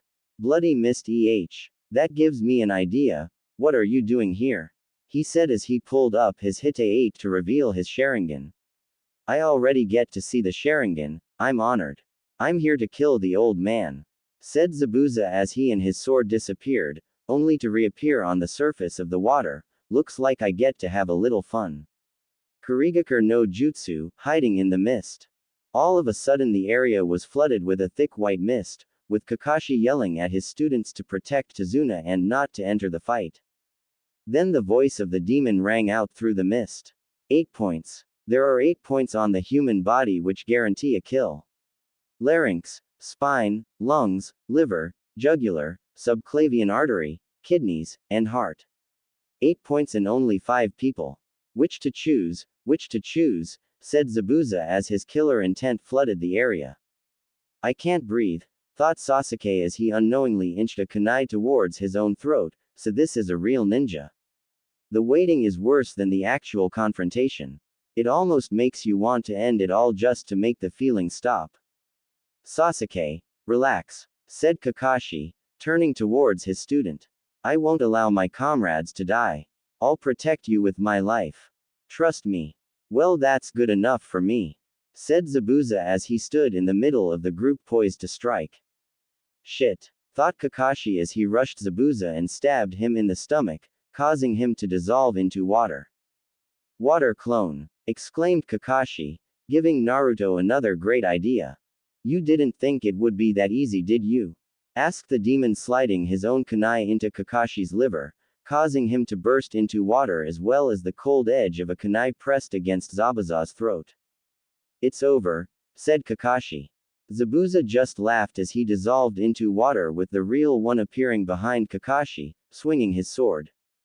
Kakashi ducked a swing of the blade but couldn't get out of the way in time to stop himself from getting kicked into the lake. "What's with this water? It's so heavy, almost as if it's crap." "Suiro no Jutsu, water prison jutsu," said Zabuza as he trapped Kakashi in a sphere of water, and several water clones appeared. "What do we do? What do we do?" screamed a frantic Sakura. "We free Kakashi sensei, that's what we do. Sasuke, you get the clones, Sakura, you protect Tazuna, and I'll free Kakashi sensei," said Naruto as he unrolled 2 scrolls with the kanji for blood on them. "Oh, what is the brat going to do?" Wondered Zabuza. Fuinjutsu Kai. Kokutsu, sealing technique release. Black blood.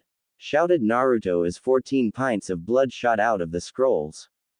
What the hell? He has a bloodline. Oh, this is not good. Haku, you better come through for me here. Kokutsu Mori, black blood spear, said Naruto as the blood formed onto several lances which shot at Zabuza. Damn, thought the demon as he was forced to move to avoid getting skewered, freeing Kakashi. The blood then came back to Naruto, surrounding him in a cloud, some of it forming into a pair of katanas. A swordsman. Not a lot of experience, but he's got latent talent. With Kakashi now free, he shot at Zabuza and they both used the Suiryuden no Jutsu, Water Dragon Jutsu, another good idea, thought Naruto, on each other and then engaged in a fierce Kenjutsu battle, Zabuza with his Kubikiri Bocho, and Kakashi with a kunai. After it became obvious that neither would win, they each backed off and began performing the exact same hand seals. How is he doing this?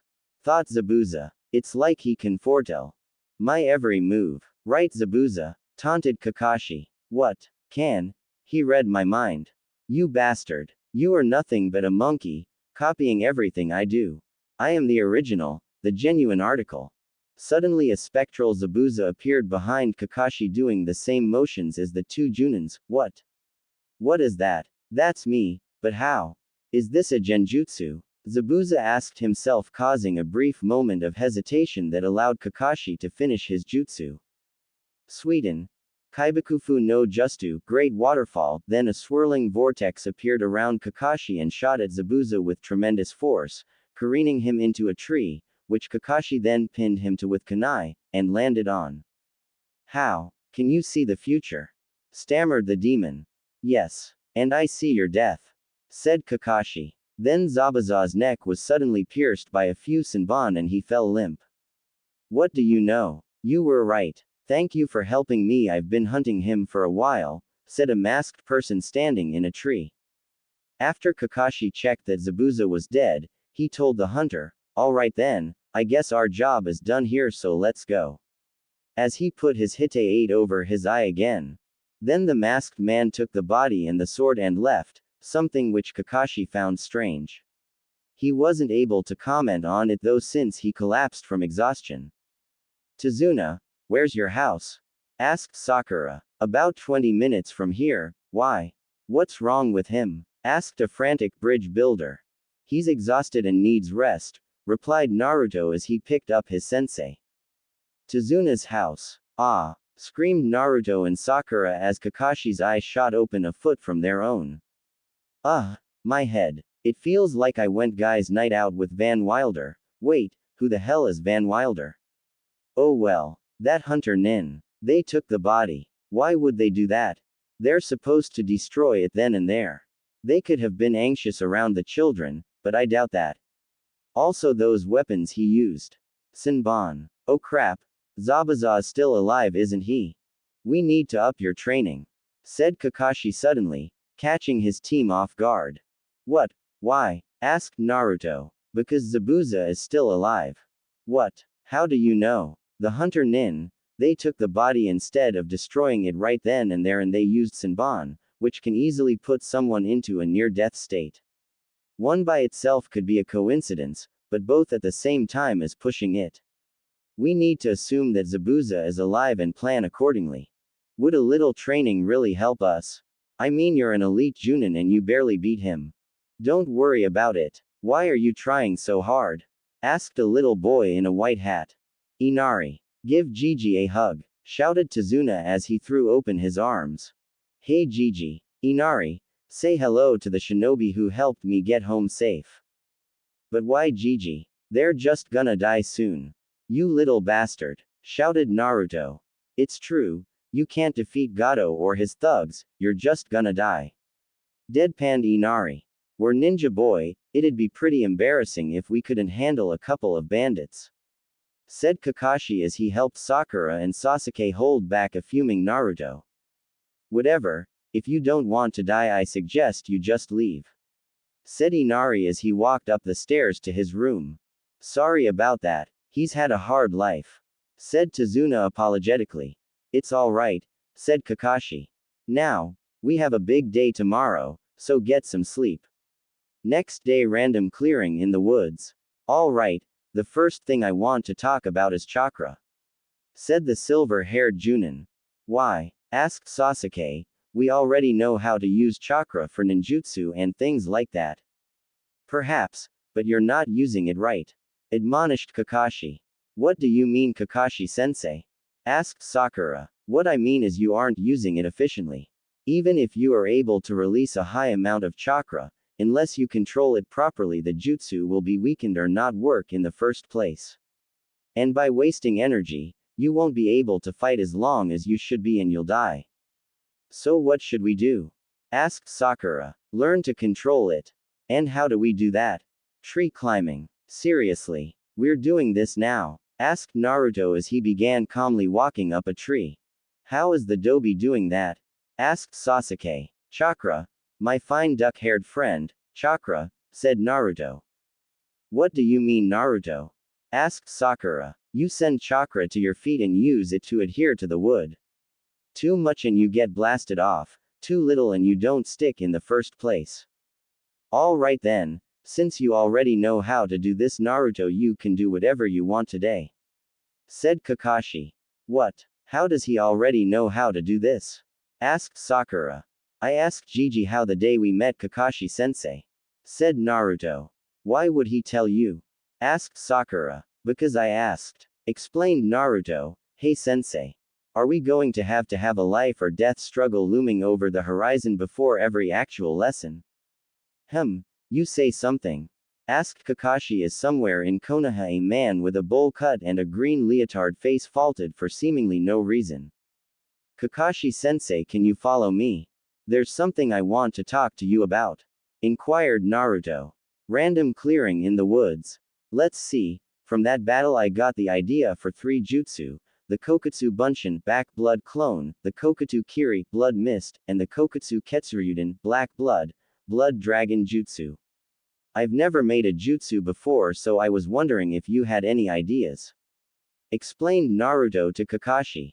Well, I would suggest you start with the clone jutsu, since you already know the non-elemental form of it. How do I do that? Wondered the blonde. Simple, said Kakashi. Instead of making a clone out of nothing, you make one with the Kokutsu. And how do I do that? The same way you would make any other type of clone. Perhaps I should teach you Doden Cage Bunshin first and then you can move on to making your Kokutsu clone, said Kakashi.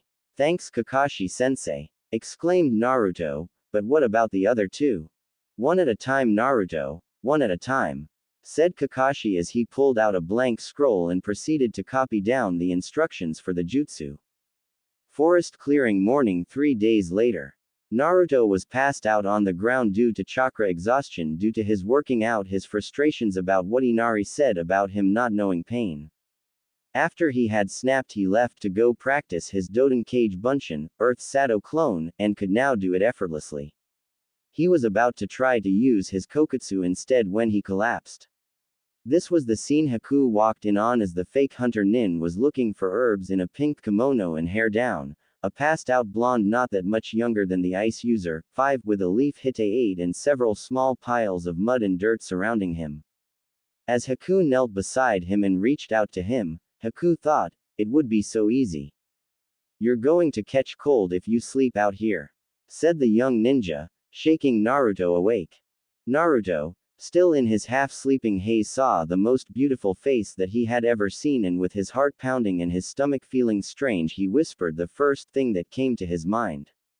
Tenshi, 6. As Haku blushed, the fake hunter Nin asked, what are you doing out here? I'm training, said Naruto. Whatever for? You look strong enough already.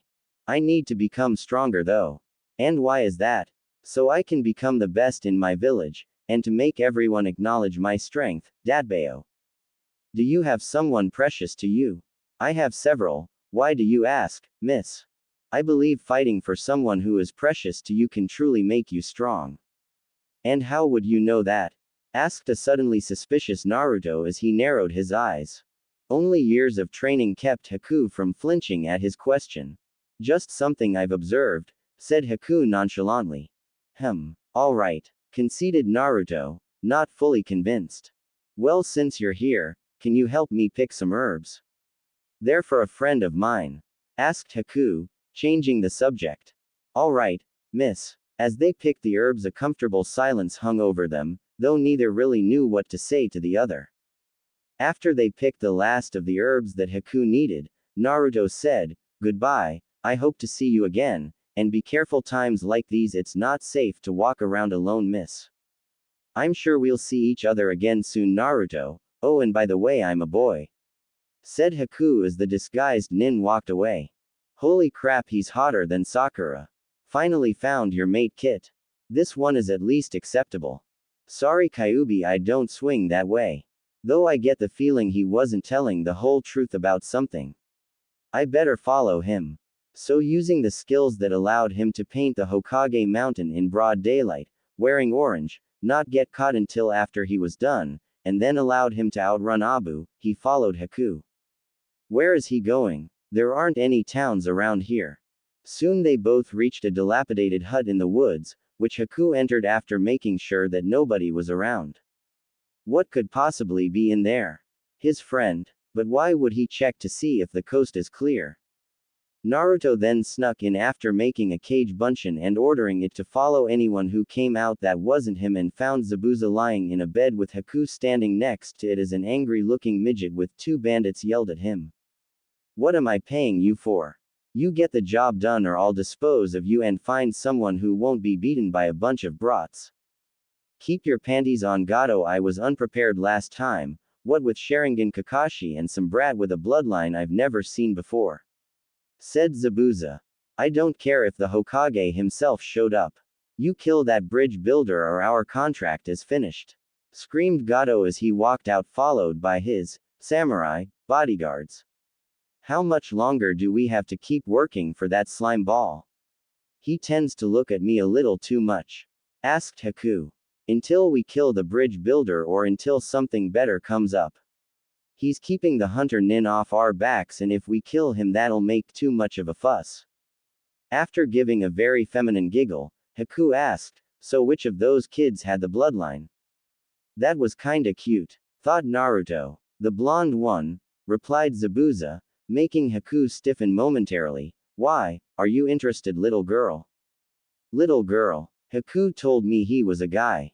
Unless she was lying to protect herself." "A little bit. No, just wondering.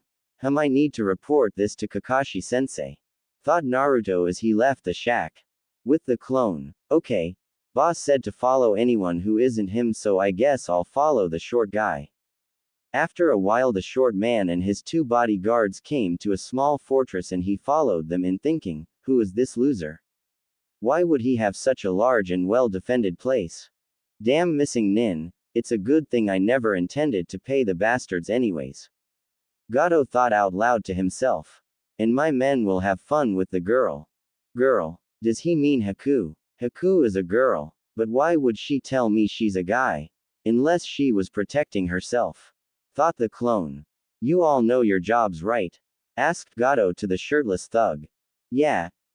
When you go to kill Zabuza or anyone else that remains after the attack, we go get Tezuna's family in order to get some leverage on him, said the thug. Correct. I don't understand why that idiot, demon, actually thinks I'm going to pay him. So much cheaper to hire bandits, though no match for ninjas. Mused Gato. I need to tell the boss this, thought the clone as it went to go find a safe place to dispel in. Tezuna's house. So let me get this straight.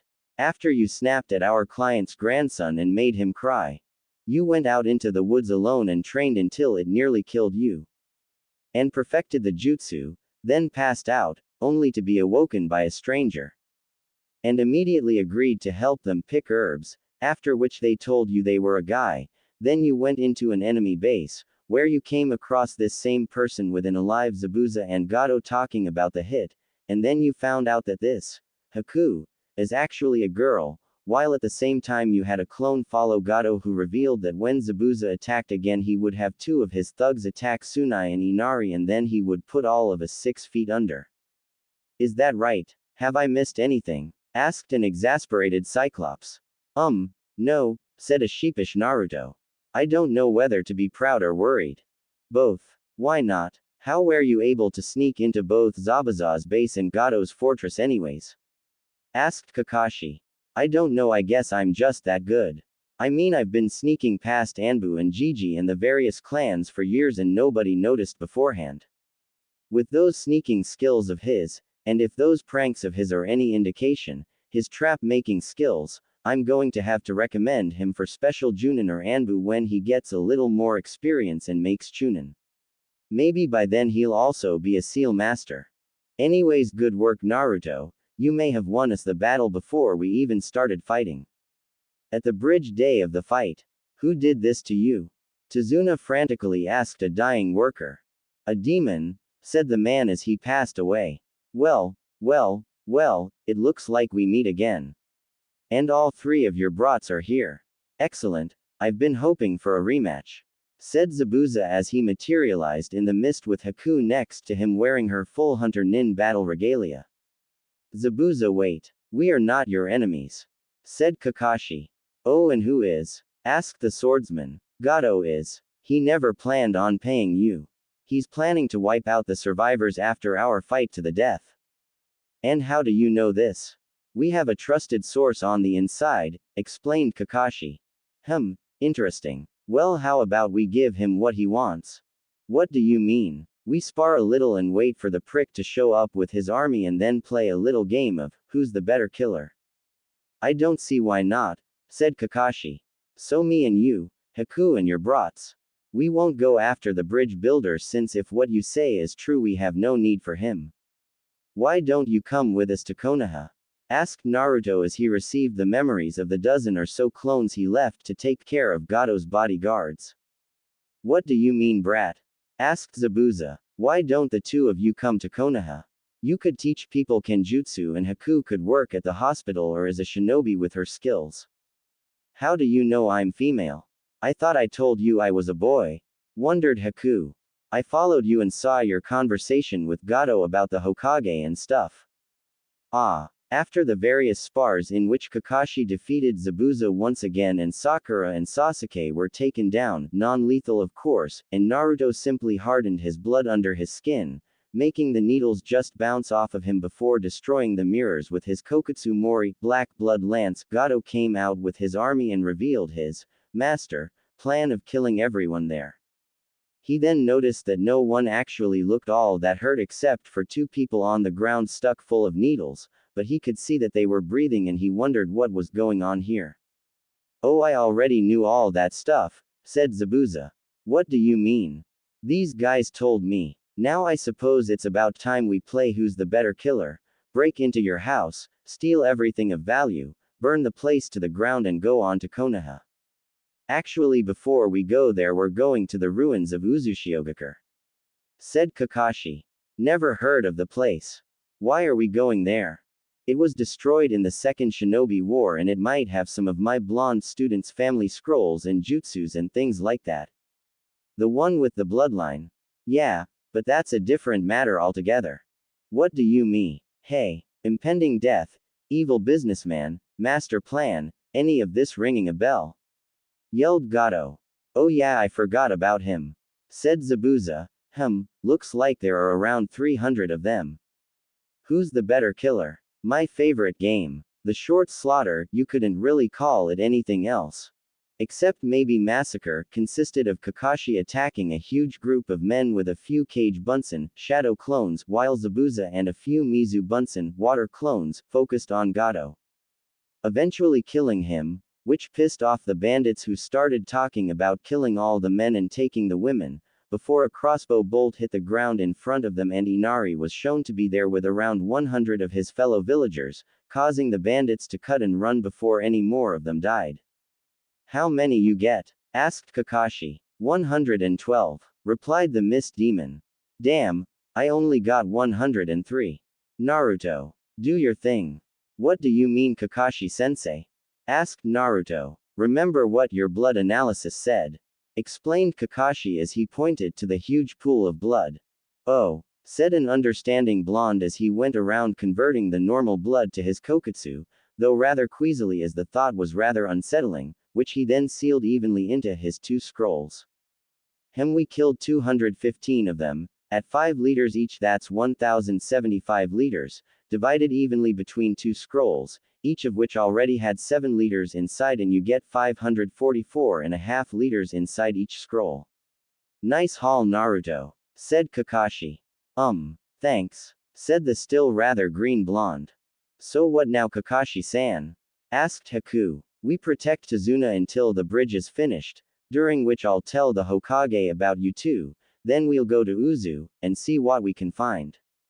Tazuna's house next day. Zabuza was currently keeping his promise to the late Gato, and was ransacking the dead man's house for anything of value with a rather large sealing scroll that Naruto made for him on the provision that he be given a 20% cut.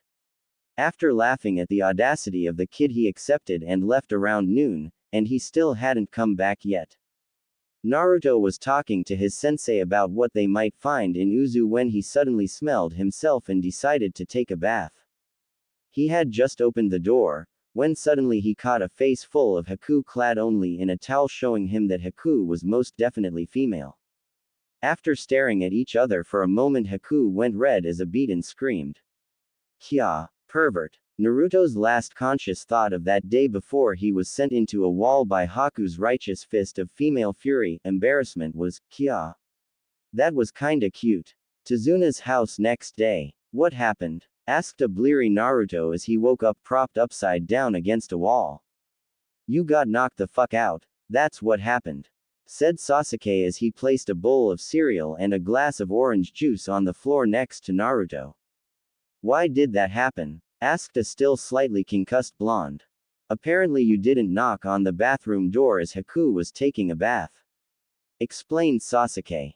Remembering the events of the night before, Naruto had to wipe a bit of blood from his nose as he got up to eat the breakfast Sasuke had brought him. So where is everybody? Asked Naruto. Downstairs.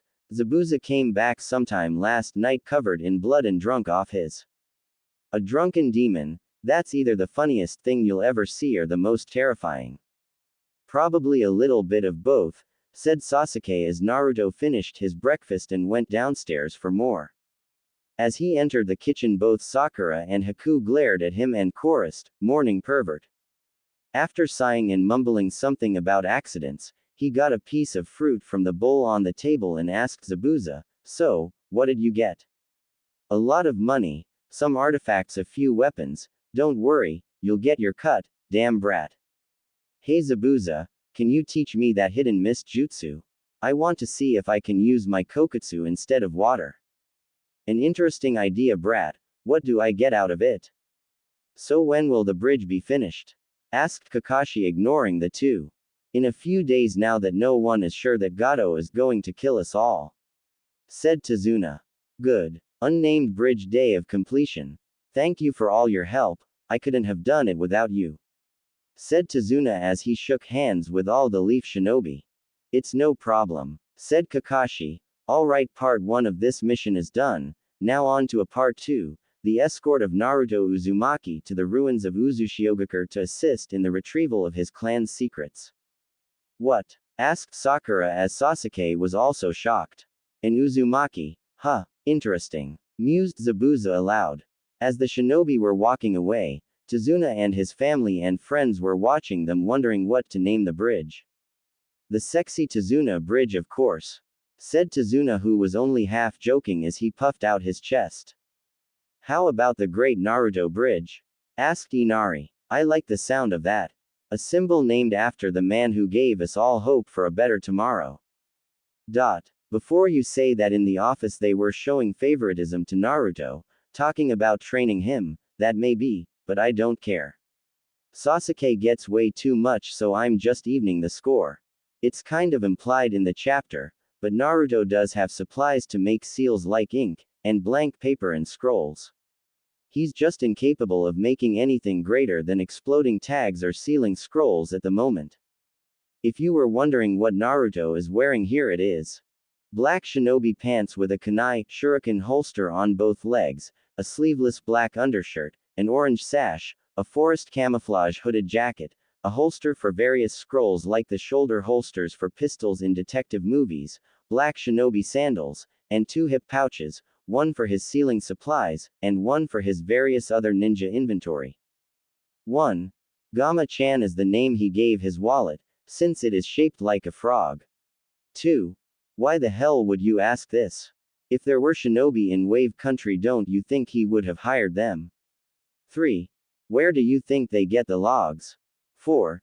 Did you notice the same thing I did? No one took the gauntlets. Seriously. They tied the a-holes to a tree in the manga and let them keep the gauntlets. Sure, they were unconscious, but still. WTF. 5.